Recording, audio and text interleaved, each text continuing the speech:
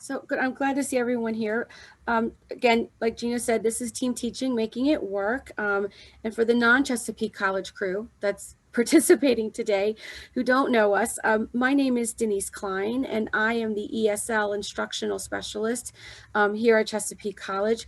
And besides being an instructional specialist, I taught for several years as a team teacher with the CNA and IET, with what we call now an IET, but I was a team teacher with the CNA ESL program here at Chesapeake College. So Joy. And I'm Joy Messick. I am the ABE GED instructional specialist for Chesapeake College. And Denise and I have been working together since 2016. Yes. Yes. And really, Denise is my experience with co-teaching. We work together really well. So we'll be, dropping anecdotes along the way about our own experiences. And thank you all for joining us. Right. And Joy and I, we use team teaching models frequently within professional development as a way to model that. So Joy and I together have team taught within the professional development area. So and she and I we work very well together. And so we'll be telling you a little bit about our personal experiences a little later on. But you can use team teaching models in many different ways. So again, please feel free to write any questions you have in the chat box. Joy and I will be monitoring that hopefully closely, and we'll be able to answer questions frequently throughout the presentation. So please don't hesitate to answer or to write any questions that you have. Just make sure, like Gina said, that you click on the little button that says to all panelists and attendees so that everyone can see your questions. Okay, great. All right, so let's go ahead and move on. So here are our objectives for today.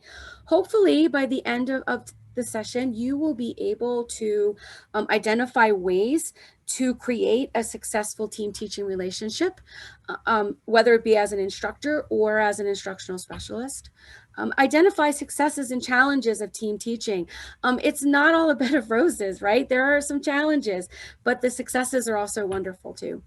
And then also at the end, to understand the benefits of team teaching and how it can really be a wonderful way to model collaboration with your students. Okay, all right, here we go.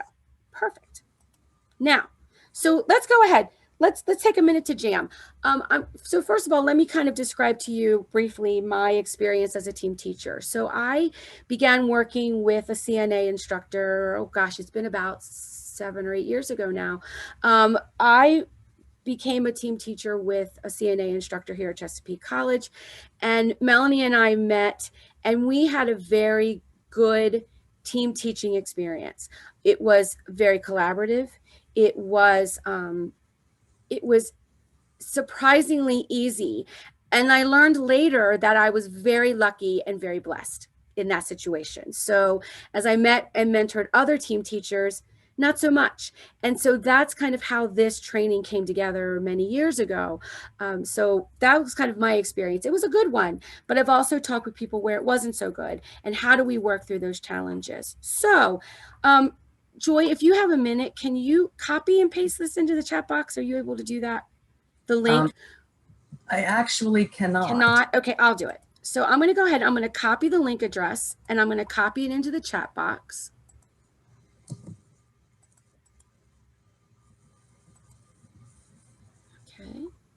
Let me go ahead and do that. Give me 1 second.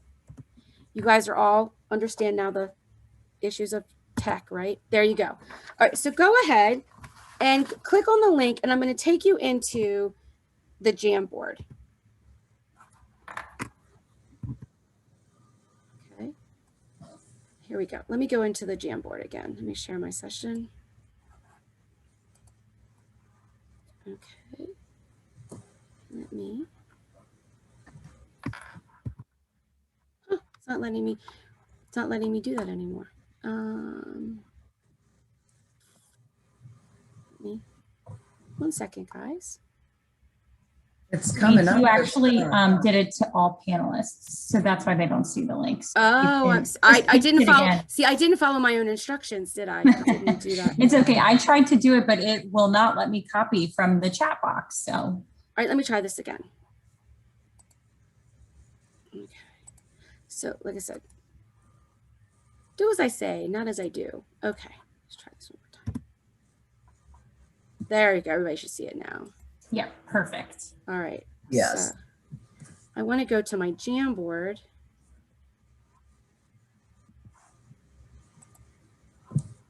Okay. So you might have to exit out of your presentation real quick. Do the escape thing. Yeah, that's what I was doing. It won't let me do it. It's not letting me do it. Okay, so then what's probably happening is you're sharing a window rather than just the screen. So yeah, when you do your share, or I can share for you if you want. Can you share for me? That'd be great. Yeah, absolutely. Yeah, because I got to share screen, but for whatever reason, it's not letting me do it. Okay, pulling it up right now for you. Apologize, guys. Can you see it now? Yes, I can. Thank you. No problem. All right. Perfect. Great. Student, beneficial, great, fun, and collaborative. Oh, I like these answers. Okay. Anyone else willing to share? Outgoing. Perfect.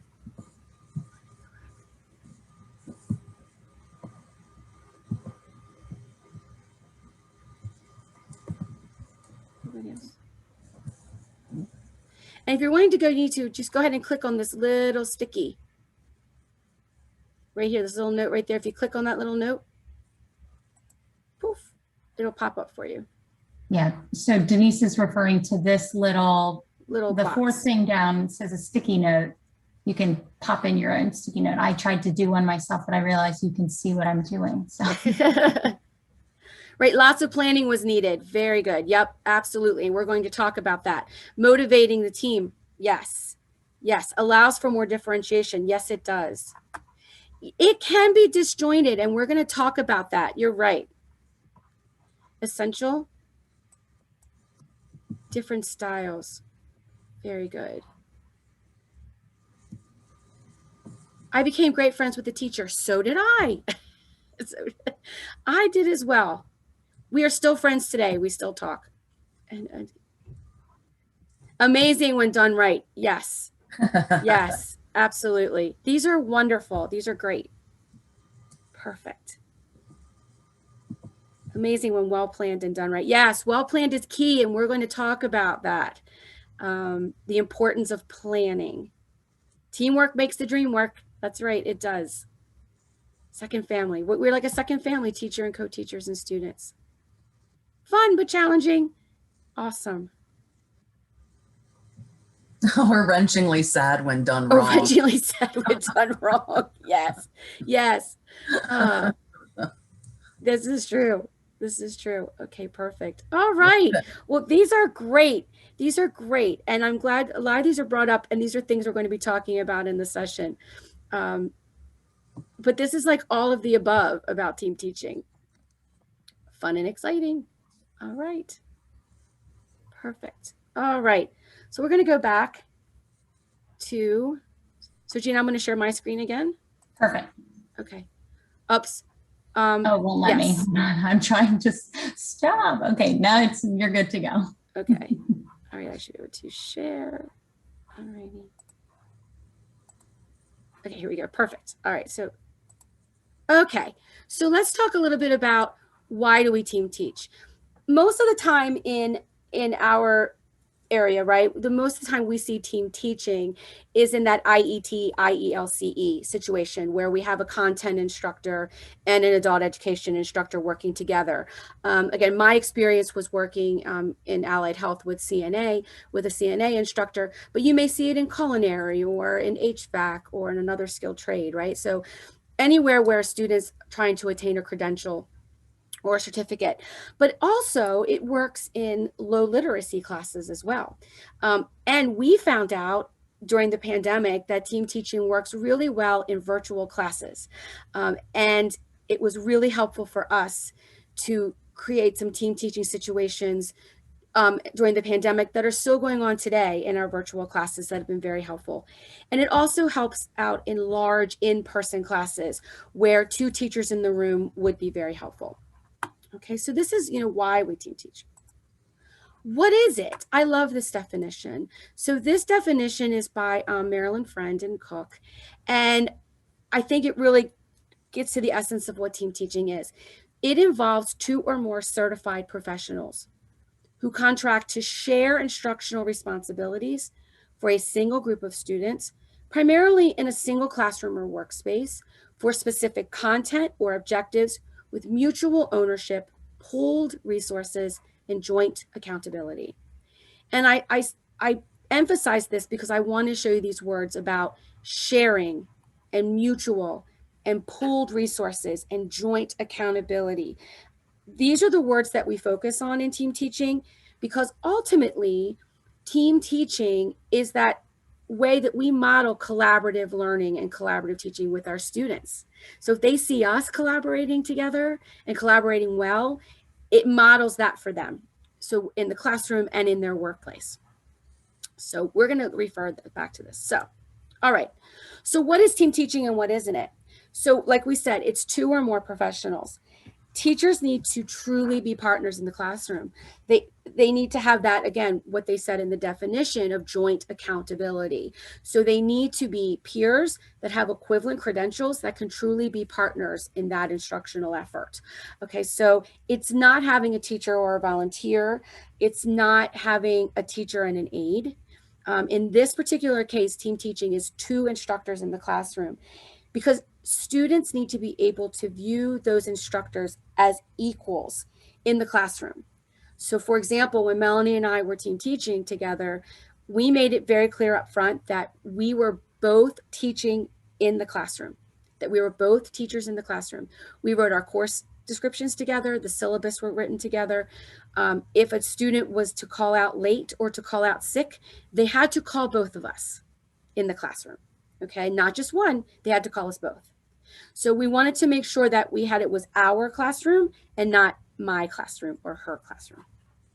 Okay, next, so that joint delivery or instruction. So not 2 separate classes happening at one time. Okay, not 2 adults in the classroom at one time.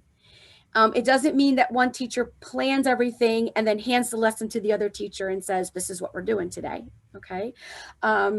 True team teaching is when you are in the same space and you're doing your lessons at the same time and you've planned your lessons together. Okay, so I'm going to refer a little bit to the IET planning tool that we have, and I'm going to use it later. But those shared objectives that you come up with are the kind of the linchpin to coordinating your lessons together. Okay, if you're doing IET. All right, so again, it's 2 teachers working together and coordinating your instruction. Shared classroom space.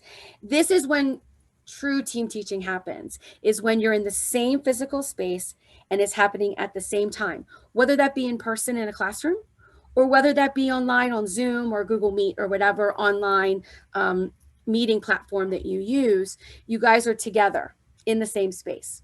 Okay. Having that shared space allows you to move from, my classroom and my lesson and my students to our classroom and our lesson. Okay, so that's helping make that movement to that area. All right, okay, because this is what we want to get to, right? We want to get to this picture. I love this picture because it's like the epitome of what team teaching is. So this is our ultimate goal, that kind of 2 teacher and 1 brain is what we're looking for. I know when Joy and I do our professional development, this is what we want to look like when we're doing our PD, when we're teaching together. We want to be like 1 objectives and a set of shared objectives, and we're like 2 ISs and 1 brain. But this is what we want to do. But this doesn't happen overnight. Right? This situation, you can't just put 2 people together and be like, have fun team teaching, right? This doesn't happen. It takes practice and it takes planning and it takes understanding what team teaching is and what the models are. Okay. So how do we get to this? How do we get to this picture? Okay. All right. So getting to this picture means that teachers have to have a kind of a similar philosophical agreement, high level of trust, time allocated to plan, and understanding each other's curriculum and what the separate objectives are for the class, and how do we bring them together into one. All right. And so we look at these different team teaching models, and I could spend a whole class on team teaching models, right? But when you're starting off in your relationship, you kind of start here, where you're that monitoring teacher, where one teaches and one assists, or one teaches and one observes. But as you move up the ladder of trust and time, you start doing some station teaching and adding in your parallel teaching. And then ultimately, we're getting to that collaborative team teaching model where you employ all of these together. Okay, we start using all of these within the classroom at one time. So for example, when Melanie and I were first starting out, we focused a lot on this, on that monitoring teacher type situation. But as our relationship grew as a team teacher, it became very easy to start incorporating this because our level of trust grew with each other. Okay, so again, I don't want to go into detail about each one, but just understand that you incorporate these models more as your level of trust with each other happens. Okay. Okay, good. All right. So Joy, any questions before we move to the next jam? Nope, are we good? Nope, we're good. Chat box is clear. All right. So let's go ahead, and now we're going to do, so now we kind of talked about, you know, why we team teach and what the model is, and kind of like what your experiences are. But the next is going to be, so what are some characteristics of an effective team? What makes a good team, right? So Gina, can you help me out again? Yep, I am going to overtake your share. Okay. Just reposted the link in the chat if you happen to miss it. Okay. But you should be able to see what are the characteristics of an effective team. Okay.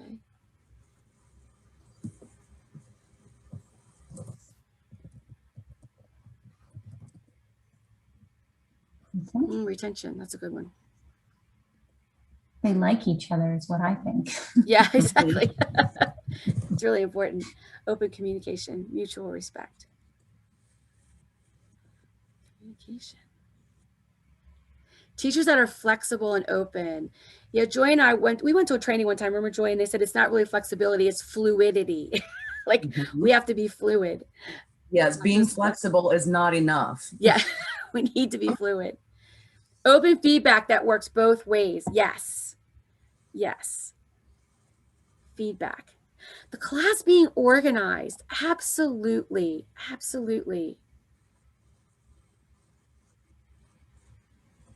Mutual respect.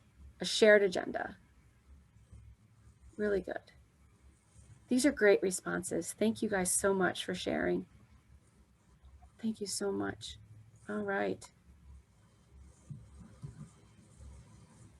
Clear path and organization. Building friendships. Teachers who like to collaborate. Yes. Or more so, not maybe not like to, but learn to collaborate throughout the process, right? Putting the needs of students first. Absolutely. Honesty. Okay, great. Yes, so you're right. These are wonderful characteristics. Content knowledge. Yes, and we're going to talk a little bit about that because sometimes as adult ed instructors, especially if we're dealing with an IET, we may be in areas that we don't know the content. Like, I don't know about you, but I've never welded, right? Or I've never done HVAC. Trust. Critical thinkers, right? Not just as in criticism and judgment of people, right? But what works and what doesn't and why. Yeah, it's really important to be able to have that open communication with, yes, absolutely. Totally agree. Sense of humor is, I think, number one. Is number one. Absolutely. You guys are great. All right. All right.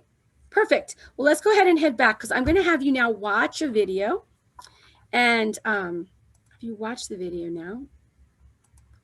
And I want you to see, just take a minute and watch the video and kind of see. And let me make sure I share my sound first. so we don't run into that problem. Okay, so it's about a minute or so long. So watch the video, and I want you to see if you see these characteristics between this team of teachers. Okay, so take a minute. Writing's not that easy, but Grammarly can help. This sentence is grammatically correct. What is a ratio?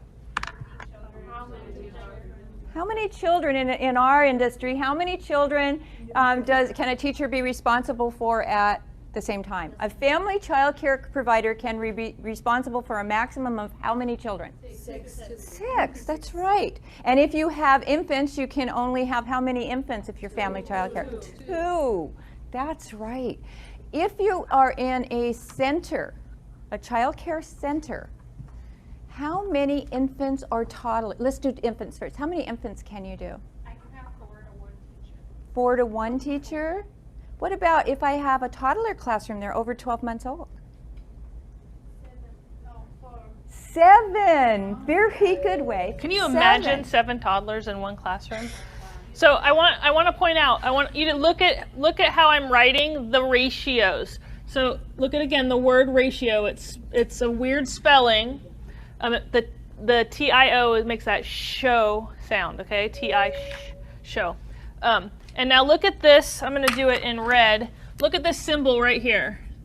Now when we're writing, that's called a colon, and we use it in math as well. And so the colon represents the idea of ratio. So when you see this, we would say it 1 to 6, or 1 to 2, or what's this? 1 to 4. And 1 to 7. Oops, 4 is OUR. So think about as you're taking your test, and if you see this symbol, think of it as, just remember the word ratio. Okay, and this is how many teachers per child. You are the one, and this is the children, right? What happens if there's 2 teachers, Candy? So I want to back up just a little bit, because what about a preschooler, 3 to 5 years old? How many? Okay, perfect.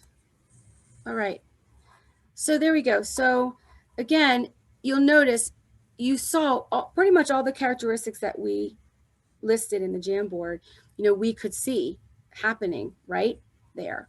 So yeah, so anyway, so again, so I like to show that because that's exactly how Melanie and I looked when we were in front of the classroom, working together. So even though the adult ed instructor is doing, things related to English language acquisition, she's using the information from the content instructor, and there is no interruption, and there's a really good flow, right? And so that's something that's really important. Perfect. All right. Okay.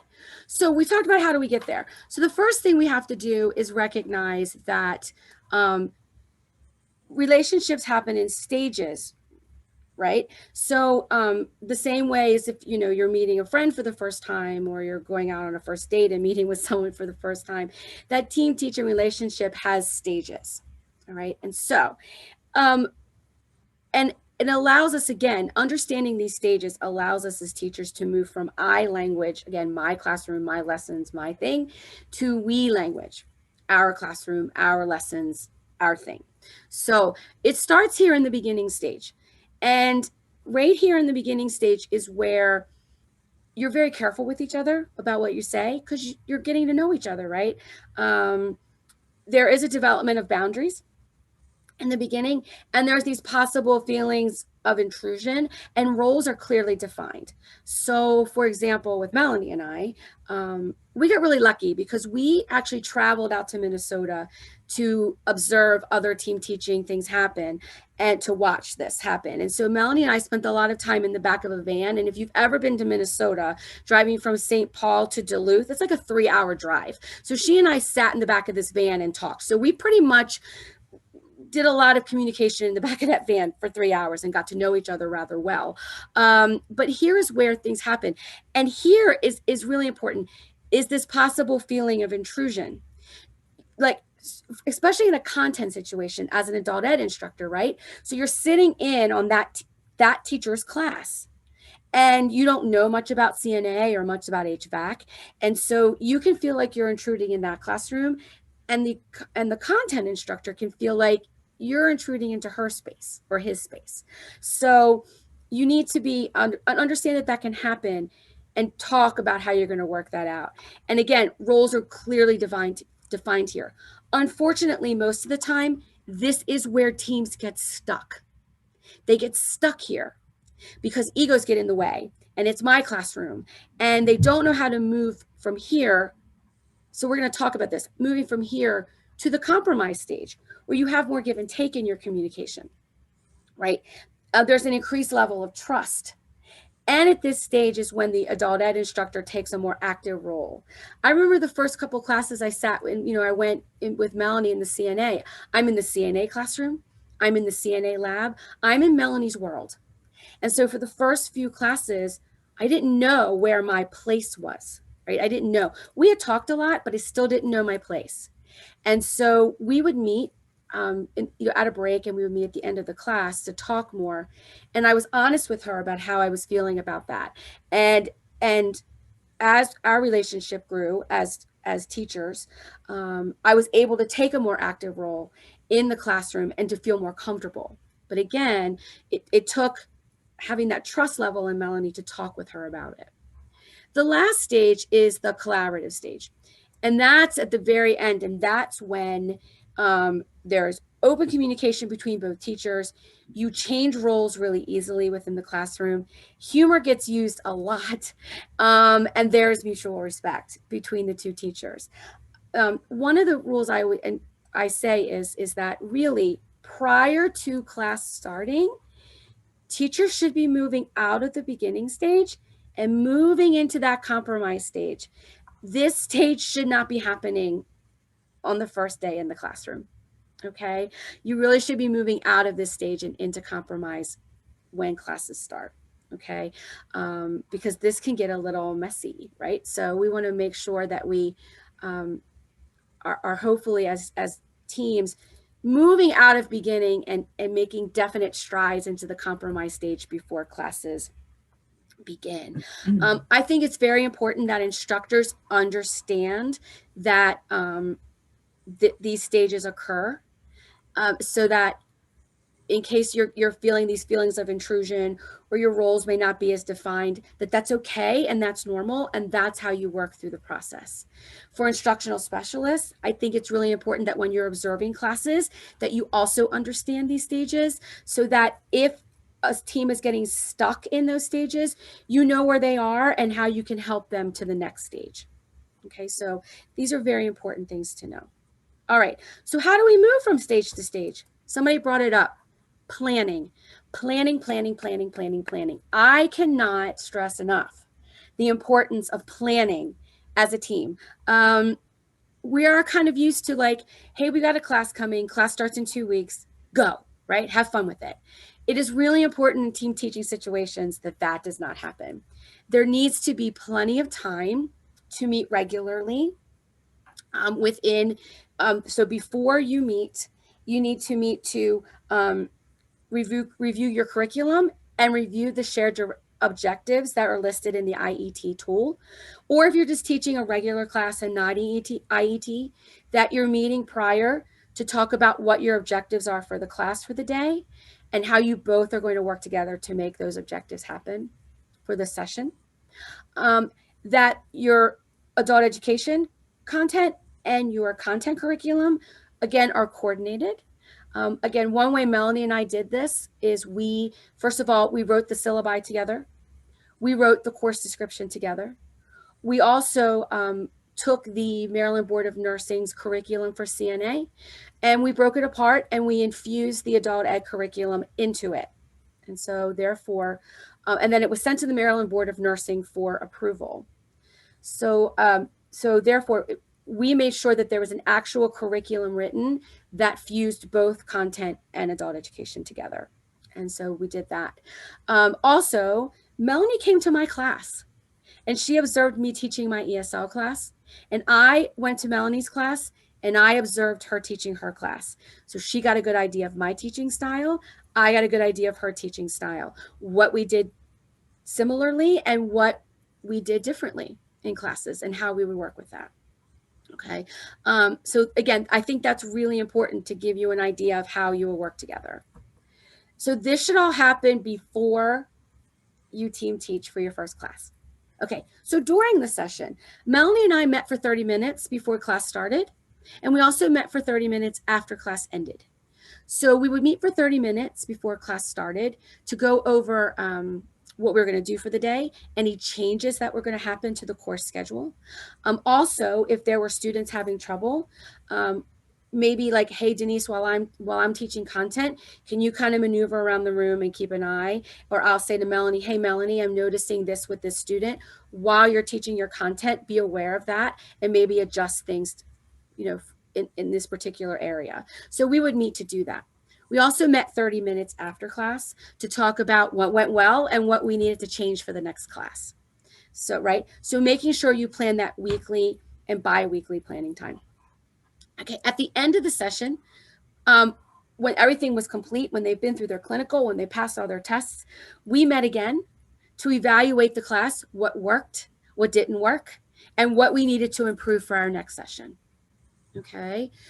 And I talk about this, planning is so vitally important that when you are budgeting, if you are in the audience right now as a program director or someone who's controlling the budget for classes, it is really important that this planning time is budgeted into the design of the class. So when you are thinking about doing an IET or you're thinking about doing team teaching, it's not just about the hours those teachers are together in the classroom. It's really important that these planning hours are budgeted and planned in advance. Okay, so that's just something that I feel very strongly about as having been a content teacher, how vital this planning time is. Because if it doesn't happen, you're not going to have a collaborating group of teachers. It's not going to happen. Okay.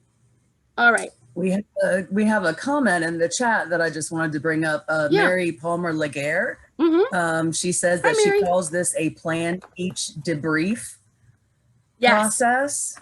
And teach, debrief, and I think that's a great kind of definition of what this is. It is very good. I like that. I like that, Mary. Thank you very much for sharing that. That's a great way to put it. That's a great way to put it.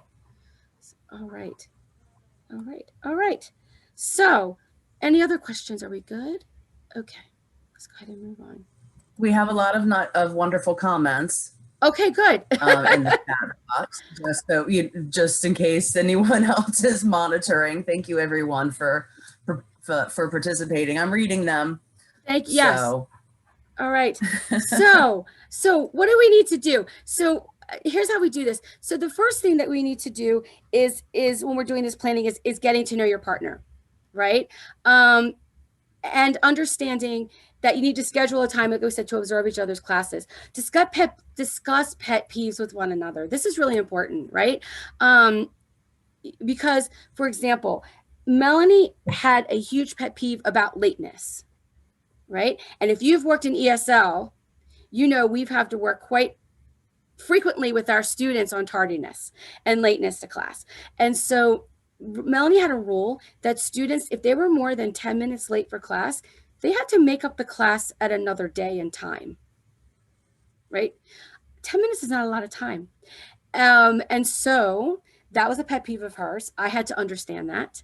So A, I'm never going to be late for class. And B, I had to make sure that none of our students were late for class. So as part of when I'm dealing with workplace essential skills, I really focused on being to work on time and not being tardy and being prepared. Okay, so a pet peeve of mine. A pet peeve, I had a couple. One was cell phones, and so in class, and so Melanie and I talked about that. Also, I like things when they're written on the board to be very organized. So, and Melanie would write things all over the board, and I liked things to be organized on the board. So I kind of did the writing on the board because it was easier. So we, again, incorporating each other's strengths and weaknesses.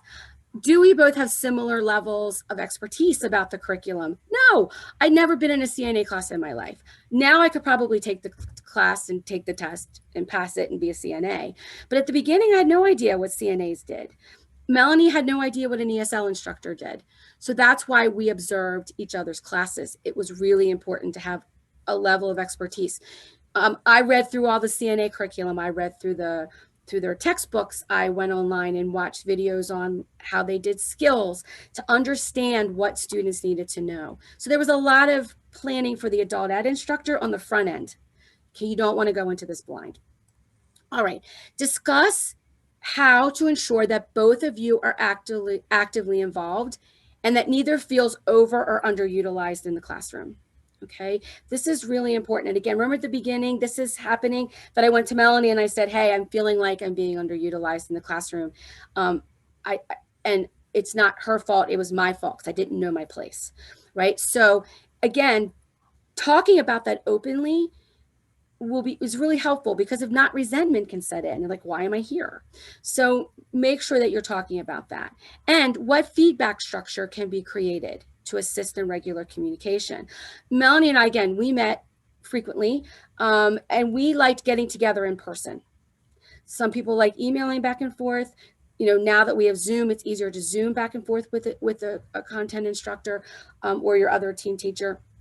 But what are you going to do in order to make sure that you're communicating on a regular basis? So getting to know your partner really well. And the other real important thing is make sure you create a workable schedule. You know, I had other classes besides my ESL class. Melanie taught other CNA classes besides the one we taught together, and both needed our equal attention. So how often will co-teaching occur? For me, I was in the classroom every single time they met, except for clinical in the nursing home. Okay, but I was in the classroom 100% of the time. Other co-teaching situations may be you're only together 50% of the time. Again, for us, it was 100%. What schedule would best meet the needs of the class and both teachers? Okay, always remember, as teachers, students come first, and everything we do as teachers is student-centered. So we need to make sure that what schedule do we do to best meet the needs of the classroom? You don't want to leave your students hanging, right? You want to make sure that you're there for them. So make sure that you have created a schedule that's good for both of you. How can you ensure that the schedule will be maintained consistently so that both teachers can trust it? Again, Melanie and I creating that course description and that course schedule together. So we knew from the get-go when we were going to be in class, what needed to happen. And it was set in stone from the beginning. So I knew and could basically arrange my other classes around that schedule. And then how will communication be maintained between sessions? So Melanie and I did meet outside of class. We might have met at a Panera. We might have met outside somewhere else. But yes, we did maintain communication between sessions, and we did meet. Was it always paid time? Not gonna lie, no.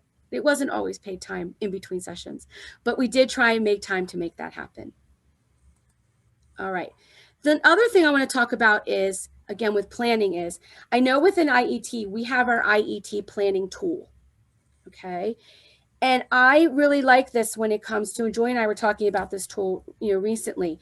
If you're looking at team teaching, whether you're going to, whether you have IET, IELCE funding, or you're doing team teaching in other ways for employment. Again, looking at that IET tool, there's a set for your shared learning objectives. Having those shared learning objectives are great because it allows you to coordinate your curriculum.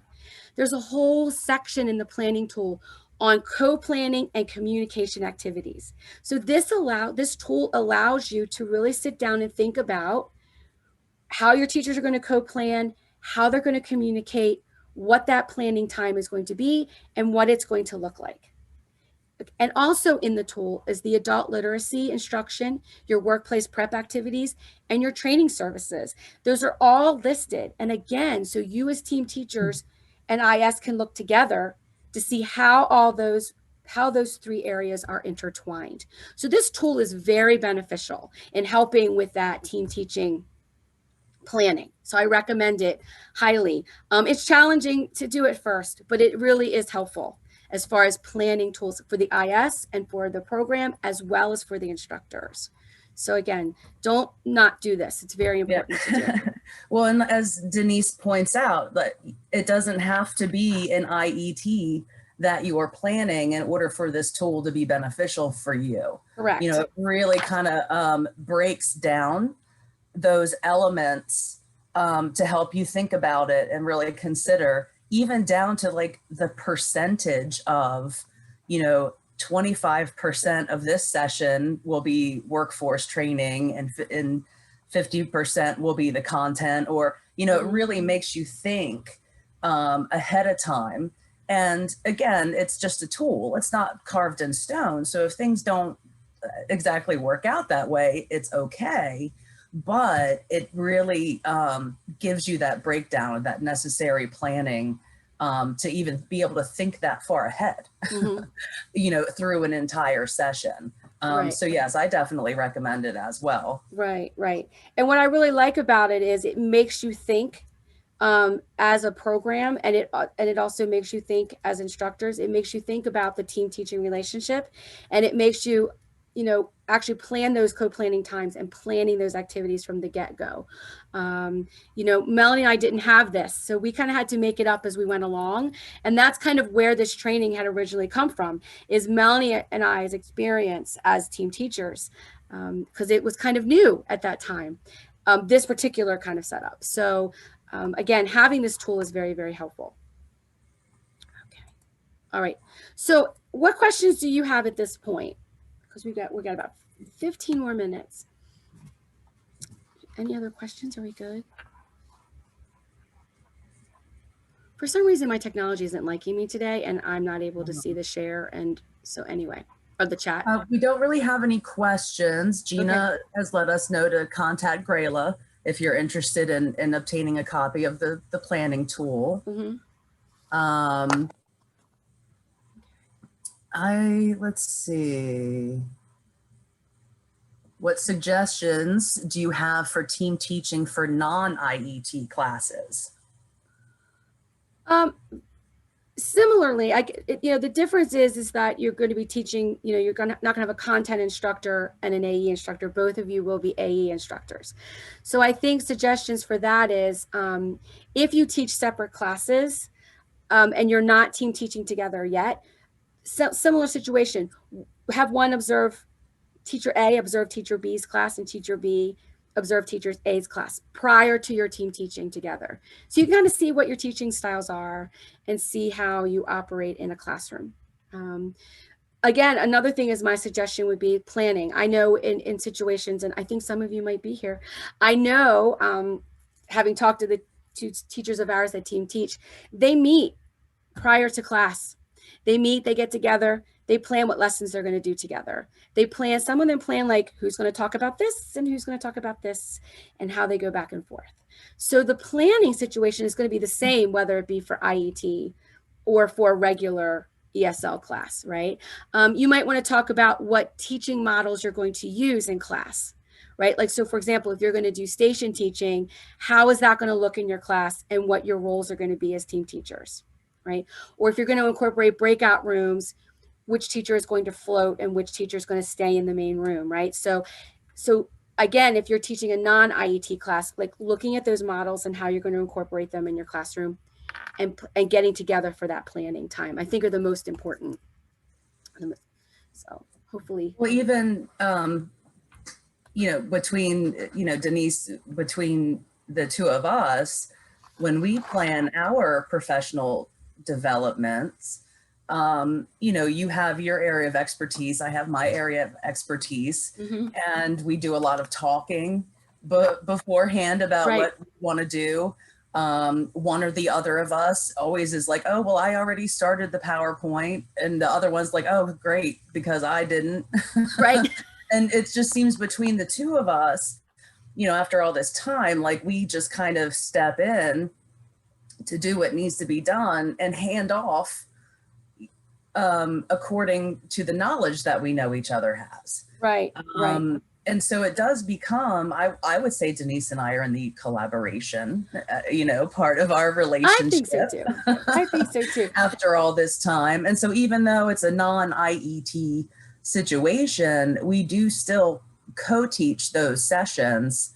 And it sort of happens naturally, and we do say, okay, you want to talk about this? All right, well, I'll talk about this, and then we'll talk about this, and we'll do this. And we do plan it all out. But then when the day that it actually comes, we have talked about it so much that it just flows when we get there. Right. And I think too, kind of what you want for your students, for the benefit of your students. Right. And that's really important too, because you don't want team teaching in front of the classroom to become like the Denise and Joy show, right? Or two teachers, and it becomes about the teaching situation, becomes about the teachers and not about the students. So again, it's constantly keeping focus that the goal is helping your students attain their goal in the classroom, right? So that's our goal. One of the things, like with Joy as an example, like we talk about things, is understanding your strengths and weaknesses as teachers. So for example, one of Joy's amazing strengths is she has the ability to look at the big picture, right? So she's like frameworks and standards and practices, right? She has the amazing ability to figure all that out. Whereas I enjoy looking at that standard and go, here's a really cool activity we can do with this. And so I have a tendency to bring it down into more concrete terms. So we work really well together in that aspect. And so I can say to Joy, this is blowing my mind, but I can take it apart and make it into smaller pieces and give these examples. So also as teachers saying, hey, I'm not really good at this, you're better at it than me, and being okay with that, again, leaving that ego at the door, allows you then to learn new instructional practices. That's a benefit that you might not have been comfortable with, because you then play off of each other's strengths and weaknesses, I think. So as a personal thing, but okay. All right. So if you're an IS and you're observing, again, so what do you want to look for? Even if you're an instructor, are these things happening? Again, are there meaningful roles for each teacher in the classroom? And again, and I won't read through all the slide, but is there a meaningful role for each teacher in the classroom? Okay. Can the role of each teacher be defined at any given time in the lesson? Now, if you're doing CNA IET, there are going to be defined roles, because as an AE instructor within CNA, you're not allowed to teach content. So that's a Board of Nursing rule. And so you kind of have to work around that if you're an AE instructor within CNA or any healthcare role, really. But with other ones, yes. And if it's in a regular classroom, like in a regular ESL classroom or ABE classroom, you guys are going to go back and forth. Does the role enhance the learning process? If it's not, then maybe team teaching isn't good for that classroom, right? So it has to enhance the learning process of the students. Are teachers suited to the role they're performing? Not every teacher is good at team teaching, right? Not every teacher is good at it. And so again, doing those beginning stages before class starts is really helpful. You don't want this to again, cause tension in the classroom. And then again, the students are not benefiting. And are both teachers comfortable with the process and the content? All right. The second thing is, yeah. I'm sorry. We have a question. Yeah. Can you set rules that are scheduled to change out so all have a chance to contribute? Karen, would you like to? Yeah, Karen, would you explain to us what you mean? For students or for teachers? I'll go ahead and keep going, and then we'll come back to that, Joy. Okay. Yeah. Okay. So strategies to promote, students. So is there evidence that both teachers are engaged? Are directions clear? Again, looking at the strategies used to engage students in the classroom, is that happening? And are there any strategies or modifications that are used to assist? So for example, with Melanie and I went through Melanie's handouts, and she and I sat down together and we modified handouts to meet the needs of the students in the classroom. Okay, so that's one way that we modified, the handouts and the different things in the visual materials in the CNA classroom. All right, and ultimately, are you seeing evidence of success with your students? I'm noticing, just for, to give you an example, our classrooms where team teachers are happening in our classrooms, we are seeing students that are motivated and engaged. Students are learning, and they are really reaping the benefits of that team teaching situation. And teachers are assessing the learning of each student, and they're achieving those objectives within that classroom. So again, this is the ultimate evidence, right? If it's working or if it's not. All right. I'm going to go ahead because we have a couple more minutes. I'm going to skip this last thing. I'm going to move to the next slide, and I'm going to talk to you about benefits. So again, just touching on these, for students, it's you address the diverse needs, that differentiation happens. You get a wider use of instructional techniques. You got 2 teachers in the room with a wealth of teaching ability and teaching styles. You see an improvement of social skills. And what another teacher said in the Jamboard, you create a real sense of community in that classroom. You make those connections with that student, right? I've done a training on connections within a classroom. Team teaching makes that happen. You really create that community. For teachers, you develop new instructional techniques. I learned things from Melanie. She learned things from me. I was able to add new tools to my teaching arsenal, and Melanie did the same. And we were able to improve our planning practices and our reflective practices. You can't wing it in team teaching. You got to have a plan. You have to have one. And we effectively modeled collaboration with our students. And so ultimately, we became better collaborators ourselves. And so and again, so we got about 5 more minutes. So any questions or any suggestions? I'm going to stop sharing. I'm going to say thank you first. Here's our information, and then I'll stop sharing and we can answer questions. But again, if you have any questions, I'm Denise. This is Joy. Here's our information. Don't forget to fill out your evaluation, please. There. So I'm going to stop sharing. So let's see. Oh, so was Karen able to clarify? If you want me to give her microphone access, I can do that. Okay. Totally your call. I mean, I told her that we'd talk about it later. Right. If she couldn't. Judy Gordon has a comment. Spontaneity, while planning is important, spontaneity is also important. Student asks a question. She's getting to that like teachable moment. You definitely don't want to have all your lessons like scripted out. Like you say that, and I say this, and then you say, it's not like that. Right. It's really an outline of what's going to happen. And then of course your personalities and everything else, take over. Yes. So yeah, you definitely want to have that spontaneity and the humor, injected in what you do. Right. Right. Well, again, so guys, thank you very much for today. Thank you for allowing Joy and I to come into your Zoom room and give you some information. Hopefully it was helpful. So thanks again. Yes, thank you, Denise and Joy, for your time. Thank you for putting this together. You had a number of wonderful colleagues from Chesapeake show up and support. So that only shows solidarity, that they believe in your messaging, which is wonderful. So with all this said, we have been recording today's session. Everything will be available on the website, and I'll make sure I also put any IET resources that they were referring to, because for whatever reason, only some people could get them in the chat. So I apologize for that. Our technology is, it is what it is.